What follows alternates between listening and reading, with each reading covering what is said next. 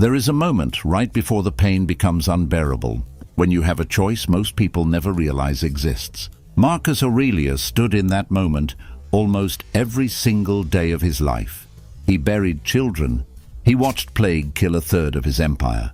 He was betrayed by men he trusted with his own life. And yet, in the private notebook he never intended anyone to read, he wrote something so strange, so counterintuitive, that it can change the way you survive your own pain forever. He wrote that the thing hurting you is never the event itself. It is always something else, something closer, something you have complete power over. Stay with me for the next 30 minutes, because by the end of this video, you will understand exactly how to use that power and why caring less is not weakness. It might be the strongest thing you ever learned to do.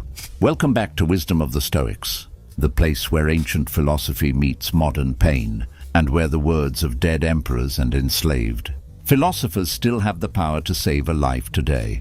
If you're new here, we turn to men like Marcus Aurelius, Seneca, and Epictetus, not because their world was easier than yours, but because it was harder, and they still found a way to endure it with dignity. If that sounds like something you need right now, stay until the end, because this one might hit closer to home than you expect. Somewhere right now, you are carrying something. Maybe it's a wound from years ago that never fully closed. Maybe it's something that happened this morning. A text message you read 3 times, a look on someone's face, a decision you can't undo.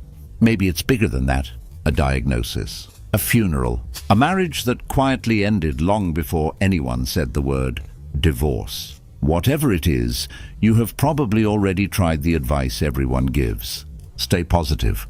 Everything happens for a reason. Time heals all wounds, and maybe none of it worked. Because deep down you know those phrases were built for greeting cards, not for the 2 a.m. moments, when you're staring at the ceiling and the pain feels like it's never going to loosen its grip.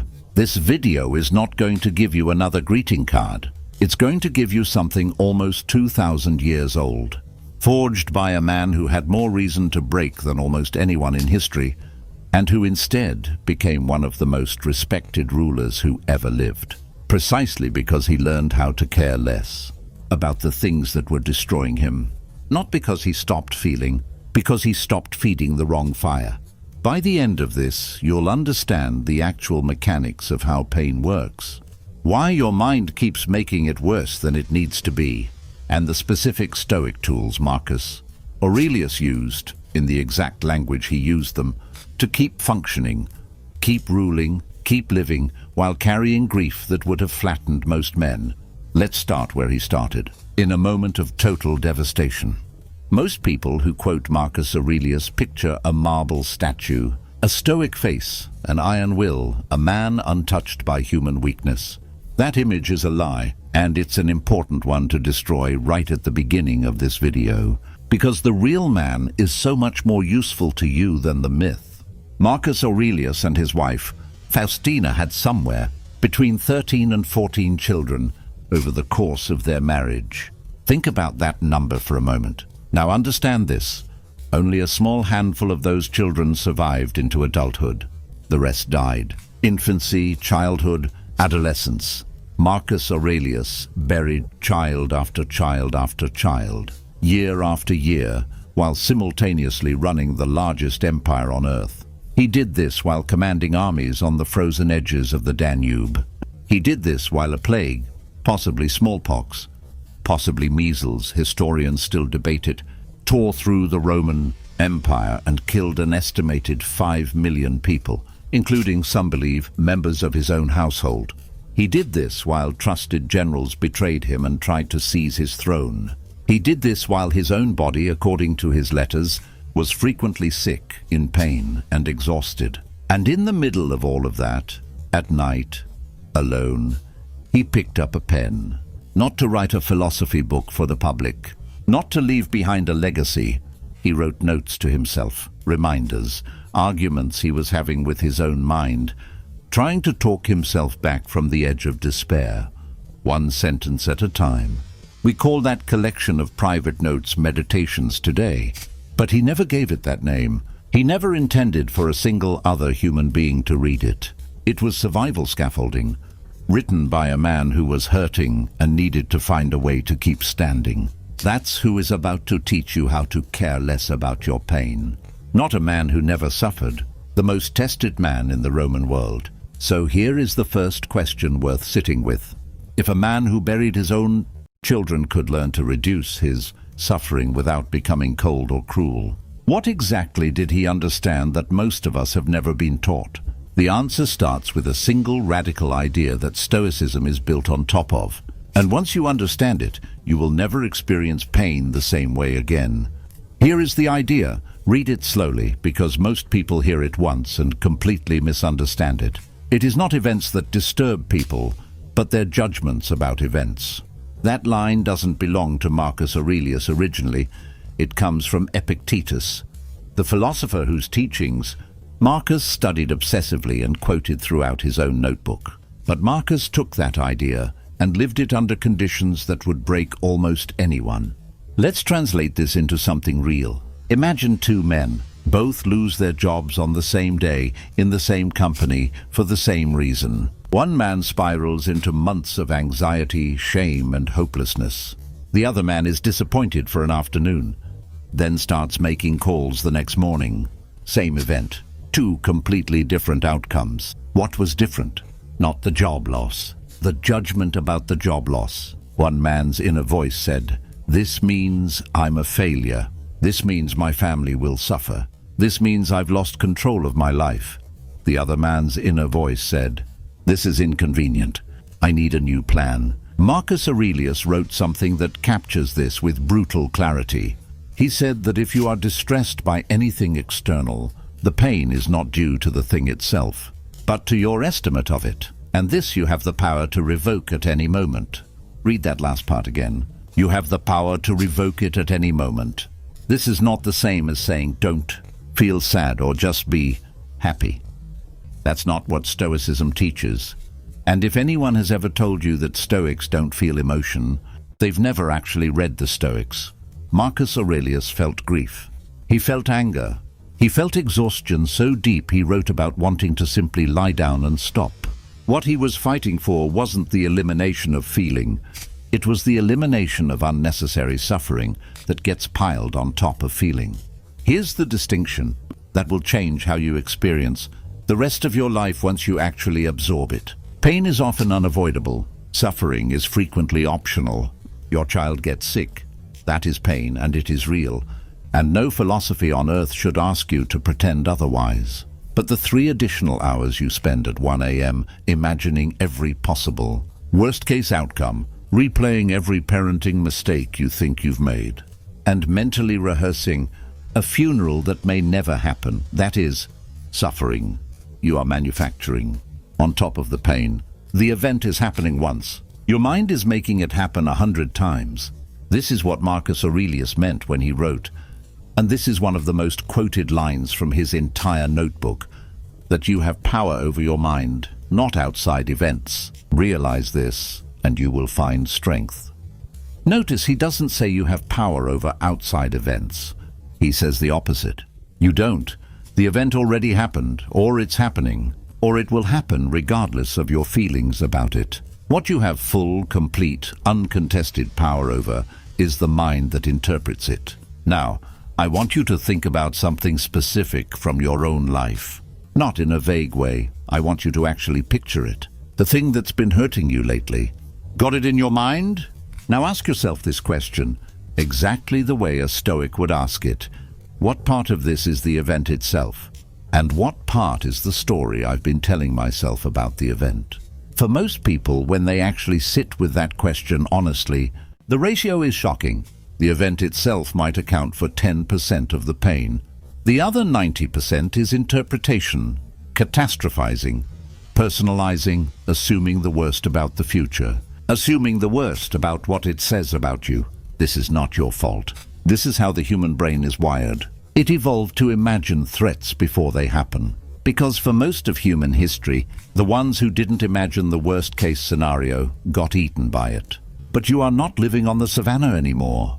You are living in a world where that same threat detection machinery runs wild on things like a passive-aggressive email a friend who didn't text back, or a mistake you made 4 years ago that nobody else even remembers. Marcus Aurelius understood this 2,000 years before neuroscience gave it a name, and he built an entire mental toolkit to fight back against it. Let's go through that toolkit now, piece by piece, because these aren't abstract ideas. They're tools you can start using today. If Stoicism has one foundational tool, the one everything else is built on, it's this: some things are within your control. Everything else is not. Epictetus laid this out with total clarity. Your opinions, your desires, your reactions, your effort, these belong to you completely, and nothing on earth can take them away without your consent. Your body, your reputation, other people's opinions of you, the outcome of your job interview. Whether your flight gets delayed, whether the person you love loves you back, these do not belong to you. They belong to fate, to chance, to other people's free will. Now here's where most people go wrong and where the real suffering begins. We spend the overwhelming majority of our mental and emotional energy fighting for control over the second category, the things that were never ours to control in the first place. Think about how much of your pain over the last year came from trying to control something you never actually had power over. Someone else's feelings toward you, what people think of you online, whether your business succeeds in a market you don't control, whether your parents approve of your choices, whether the past could have gone differently. Marcus Aurelius, ruling an empire, had less control over his life than almost any of us watching this video. He couldn't stop a plague. He couldn't stop hostile tribes from crossing the Danube. He couldn't stop his own body from failing him. He couldn't bring back a single one of the children he lost. And yet he wrote, with almost unbearable calm, that it is not right to distress ourselves about things which are outside of our control, because they neither know or care about our distress. Read that again. The things causing you pain right now, most of them do not know you exist. Your suffering does not reach them. It does not change them. It does not punish them. It only burns inside you, like a fire you keep feeding, hoping it will somehow warm the person who hurt you instead of yourself. This is why caring less isn't cold. It's precision. It's taking the enormous, finite amount of energy you have and refusing to spend it on things that cannot be changed by spending it. Let's make this practical, because I don't want this to be another video full of nice ideas that evaporate. The moment you close the app, take the thing that's hurting you right now, the one you pictured earlier. I want you to mentally draw a circle. Inside that circle goes everything you actually have control over regarding this situation. Your response, your next action, your effort going forward, your tone, your boundaries. Outside that circle goes everything else. Their opinion of you, what already happened, what they choose to do next, what other people think when they hear about it. The outcome ultimately, which is never fully guaranteed no matter how hard you try. Most people spend 90% of their energy outside that circle, and it's precisely why they end each day more exhausted than the effort they actually put in should account for. You are not tired from working hard. You are tired from fighting battles that were never yours to fight. Marcus Aurelius put a version of this discipline into practice every single morning. Before he even got out of bed, he would remind himself what kind of day was coming and what kind of people he was about to encounter. People who would be ungrateful, arrogant, deceitful, jealous, and surly. And instead of letting that thought create dread, he used it to prepare his mind in advance, so that when those people showed up exactly as expected, he wasn't surprised, wasn't destabilized, and didn't waste a single ounce of energy being shocked that humans behaved like humans. This is a technique you can steal directly. Before a hard conversation, before a stressful day, before you open your phone and see whatever's waiting for you, spend 30 seconds mentally rehearsing the friction you're likely to encounter, not with anxiety, with acceptance. Someone today may be unkind. Someone today may disappoint me. This is not a personal attack on my existence. This is simply what it is to live among other flawed humans, exactly as flawed as I am. When you do this, something remarkable happens. The sting disappears before it even lands, because you've already decided, in advance, not to hand over your piece to something so predictable. I want to tell you about a specific night. We don't know the exact date, but historians studying the tone, shifts in meditations believe there are passages written in the raw aftermath of losing a child, one of the many times it happened to him. There's a passage where Marcus writes about loss in a way that feels almost shockingly detached if you don't understand what he's actually doing.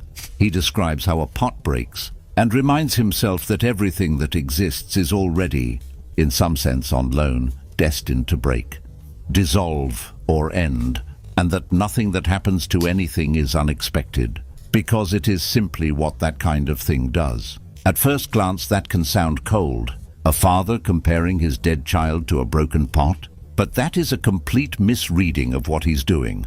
He is not minimizing the value of the life that was lost. He is doing something much more radical.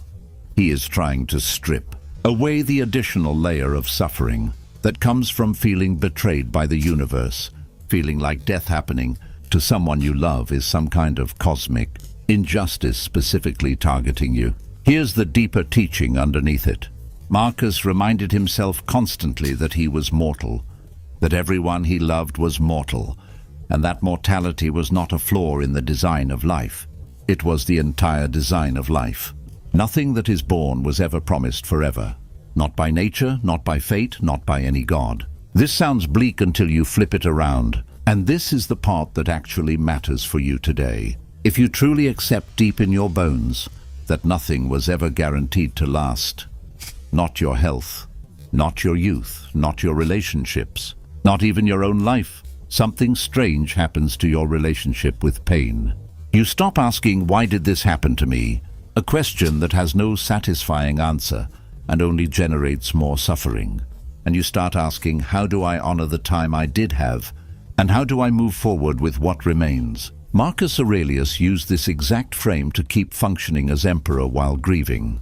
He wrote to himself that he must not waste the remaining part of his life in thoughts about other people when it draws him away from tending his own mind, a reminder to return his attention again and again back to what was actually his to work on, rather than dwelling endlessly in a loss he could not undo. I know this might feel like it's asking something enormous of you, and it is. This is not easy philosophy. This is the hardest kind. But here's the promise underneath it, the same promise that got Marcus Aurelius through more grief than most of us will ever face. Every time you catch yourself spiraling into why did this happen? This shouldn't have happened. This isn't fair. And you gently redirect yourself to this happened. Now what is actually within my control right now? You take back a piece of power that suffering had stolen from you. This isn't about caring less because the loss doesn't matter. It's about caring less about the part of the loss you cannot change, so that you have enough strength left over to care fully about the part you still can. The people still in front of you, the day still ahead of you, the choices still available to you. Let's talk about something almost nobody explains properly, and it's the reason your suffering often feels endless even when the actual cause of it is small. Human beings do not just experience pain once. We experience it in loops. Something happens. Let's say someone insults you at work. That's the event. It lasts maybe 10 seconds. But then on your drive home you replay it. That's occurrence number 2. Then you tell your partner about it that night. And reliving the story reactivates the same emotional circuitry. That's occurrence number 3. Then you lie in bed thinking of the perfect comeback you should have said. Occurrence number 4. Then 3 days later, something unrelated reminds you of it, and you're right back in it. Occurrence number 5. One event. 5, 10, sometimes hundreds of emotional repetitions. Your nervous system doesn't know the difference between the actual moment and the replay. It responds to the replay almost as strongly as the original event, sometimes flooding your body with the same stress chemicals over and over, for something that in real time took 10 seconds of your entire life. Marcus Aurelius identified this exact trap almost 2,000 years before modern psychology, gave it the name rumination. He wrote that it's not events that disturb us, but our persistent dwelling on them, and that most of our misery comes not from what happens, but from our own commentary running on repeat afterward. He gave himself a specific instruction to fight this, something he repeated to himself constantly throughout his notebook: confine yourself to the present. This single phrase appears in different forms throughout meditations, because he clearly needed to remind himself of it again and again, which tells you something important. Even a man of his discipline had to fight this battle daily. This wasn't a switch he flipped once. It was a muscle he trained his entire life. Here's what confine yourself to the present actually means in practice. The past version of the painful event is gone. It exists now only as a memory you are choosing to activate. The future version of your fear is not real yet. It exists only as a prediction you are choosing to rehearse. The only thing that is actually verifiably real right now, in this exact second, is whatever is directly in front of you. Try this while watching this video. Stop thinking about whatever has been looping in your mind for a second, and just notice right now, in this exact moment, are you actually in danger? Is the painful thing actively happening to you this second? For the overwhelming majority of people watching this, the answer is no. The danger, the humiliation, the loss, it already happened, or it hasn't happened yet. This present moment, the one you're actually living in, is very often quietly, completely fine. This is not denial. This is not pretending your problems don't exist. Marcus Aurelius wasn't telling himself the empire wasn't falling apart around him. It was. He was telling himself not to fight the battle of yesterday and the battle of next year simultaneously with the battle of today, because no human mind has that kind of capacity. You have exactly enough strength for today, trying to carry yesterday's pain and tomorrow's. Fear on top of it is what breaks people, not today's actual problem. So here is a practice worth taking directly from this section. The next time you catch your mind looping on something painful for the third, fourth, fifth time, say to yourself quietly, "This already happened. I'm not there anymore. What is true right now?" And then look around. Notice something real: the chair you're sitting in, the sound in the room, the breath moving through your body. Bring yourself back into the only moment that ever actually asks anything of you. This one. There's a technique that appears throughout meditations that modern psychologists have since studied and confirmed genuinely works. It's sometimes called cognitive distancing, but Marcus Aurelius called it something more poetic. He called it viewing things from above. He would mentally rise above his own situation, imagining himself looking down at Rome, then at the entire empire, then at the whole earth, then at the vastness of time itself, all of human history, all the empires that rose and fell, all the emperors before him who thought their problems were permanent and important, all now completely forgotten. He wrote about imagining the unending stream of time and how small any individual moment of suffering looks against that backdrop. He reminded himself that people who felt certain their grief or anger or fame would matter forever were, within a few generations, utterly unknown. Their pain and their pride both equally dissolved into nothing. This can sound almost nihilistic at first. What's the point of anything if it's all forgotten eventually? But that's not the lesson Marcus was drawing from it. The lesson was liberation, not despair. If your current humiliation, your current heartbreak, your current professional setback will not be remembered in 100 years, will likely not even be remembered by the people currently involved in 10 years, then the enormous weight you're giving it right now is, quite literally, borrowed weight. You are choosing today to suffer at a level of intensity that not even you will maintain a decade from now. Try this practice right now. Take whatever is hurting you and zoom out, not in a way that dismisses it, but in a way that gives you perspective. Will this matter in 5 years? Will it matter in 50? Will you, on your deathbed decades from now, wish you had spent more precious hours of your one life marinating in this particular pain? For almost everything that causes us daily suffering, the honest answer is no. And for the rare things that genuinely will matter for the rest of your life, the loss of someone, irreplaceable, a moment of real injustice, a defining trauma, even those become more survivable when you stop adding the extra suffering of feeling like you're the only person in history who has ever had to carry something this heavy. You are not the first. Marcus Aurelius wasn't either. And the people who came before you, carrying grief just as heavy, found a way to keep walking. So can you. I want to pause here and address something directly, because if we don't, this entire video risks being misunderstood in a dangerous way. Caring less about your pain does not mean becoming numb. It does not mean suppressing your emotions, pretending you're fine when you're not, or building walls so thick that nothing, good or bad, can reach you anymore. That's not stoicism. That's avoidance wearing a philosophical costume, and it tends to cause far more damage in the long run than it prevents. Marcus Aurelius was not numb. He wept, historians tell us, at the death of one of his tutors, publicly and without shame, even when advisors suggested it was unbecoming of an emperor.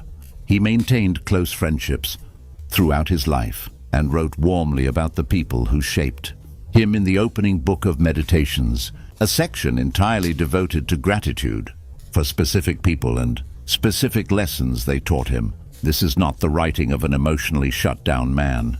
This is the writing of someone who felt deeply and had simply learned where to direct that feeling.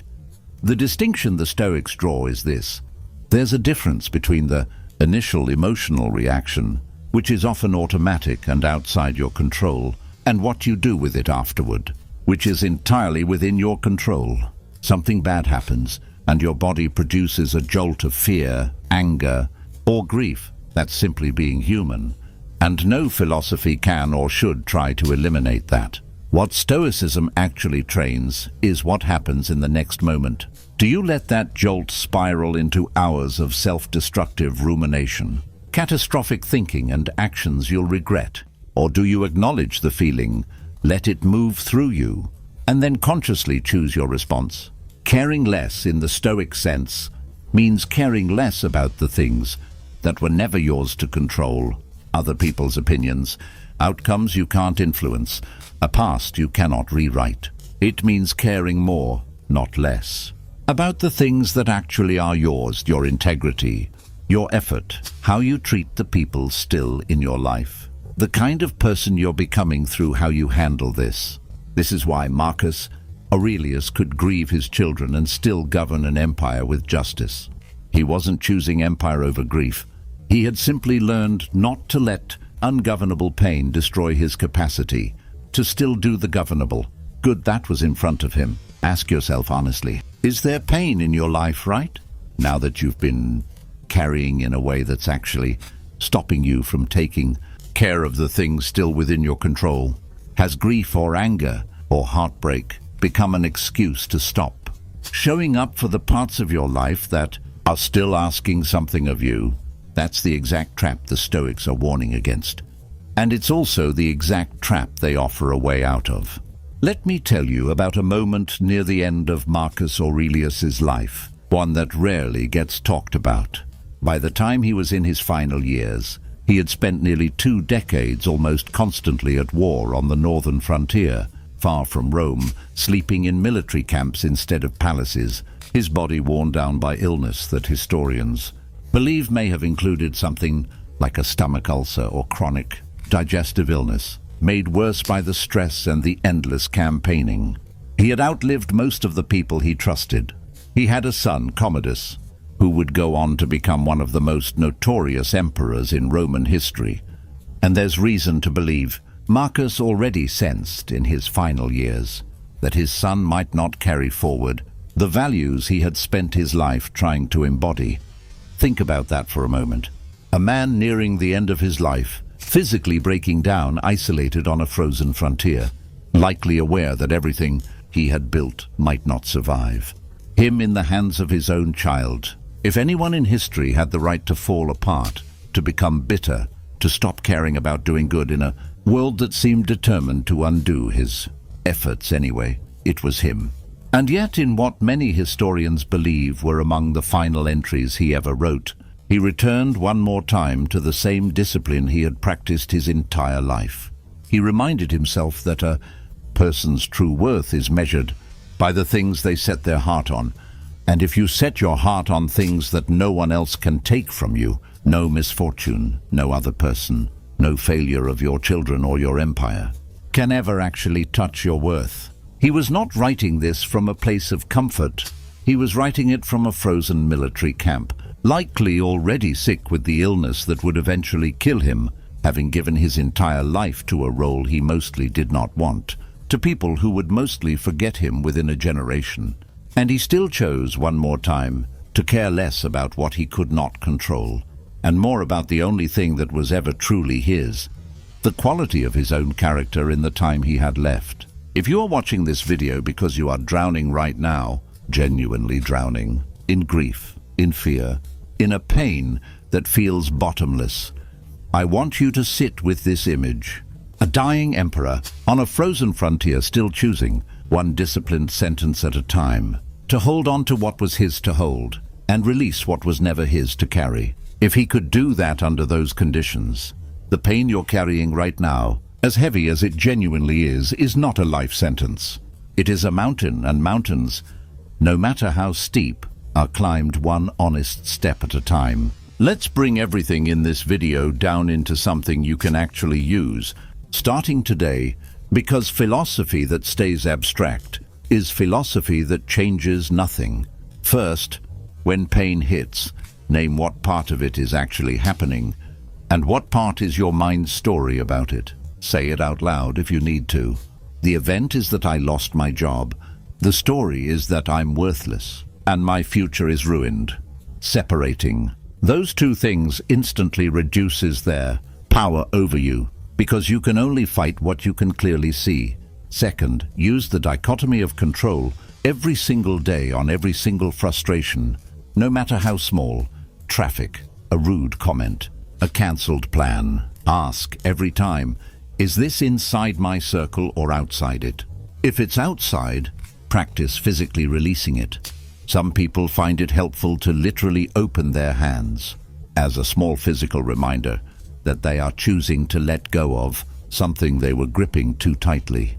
Third, confine yourself to the present, especially when your mind starts looping. The past is a memory you're choosing to replay. The future is a prediction you're choosing to rehearse. Come back again and again to what is actually happening in this exact moment, because that is the only moment that ever truly needs your strength. Fourth, use the view from above whenever something feels unbearably large. Zoom out 5 years, 50 years, the scale of human history. Not to dismiss your pain, but to right-size it against a weight it was never actually built to carry alone. Fifth, remember the difference between the wound and the extra suffering you pile on top of it. You cannot always control the first. You almost always have some control over the second. That gap between what happened and what you do next is where your entire life is actually lived. And finally, do this daily the way Marcus Aurelius did, not as a one-time fix, but as a practice, a discipline, something you return to every single morning and every single night. The way he returned to his notebook again and again for nearly 2 decades, not because he had mastered it once and for all, but because caring less about the wrong things and caring more about the right ones is not a lesson you learn. It's a muscle you train for as long as you're alive to train it. Here is what I want you to leave this video holding on to. The world will keep giving you reasons to suffer. That's not a flaw in the plan. That is simply what it means to be a living, feeling person in a world that does not owe you comfort. People will disappoint you. Bodies will get sick. Time will take things from you that you were not ready to lose. This was true for Marcus Aurelius, ruling the most powerful empire on earth, and it is true for you right now, wherever you're watching this. But here is what was true for him and is equally true for you. In the middle of all of that loss, there was one thing that never once left his hands: his judgment, his response, his character. The story he chose to tell himself about what was happening to him and what he decided to do next. That is not nothing. That, according to nearly every page of Meditations, is actually everything. You do not need to care less about your life. You do not need to care less about the people you love, or the goals you're working toward, or the person you're trying to become. You need to care less only about the parts that were never yours to hold in the first place, so that you finally have enough strength left over to fully, wholeheartedly, without exhaustion, care for the parts that are. If this video gave you even a small piece of that strength today, that's genuinely why this channel exists. If you want more of this, real philosophy tested by real suffering, translated into something you can actually use in your own life, make sure you're subscribed, because we bring you a new one just like this every week. And before you go, I want to hear from you. Not a generic comment. I actually want to know, what is the one thing you're learning to care less about starting today? Write it in the comments. Someone else scrolling through on their own hard day might need to read exactly those words from you. If this helped you carry something a little lighter today, do one thing before you leave. Hit like and share it with the one person you know is carrying something heavy right now. It might be exactly what reaches them at exactly the right moment. Until next time, this has been Wisdom of the Stoics. Take care of your mind. It's the one thing that was always and will always be entirely yours.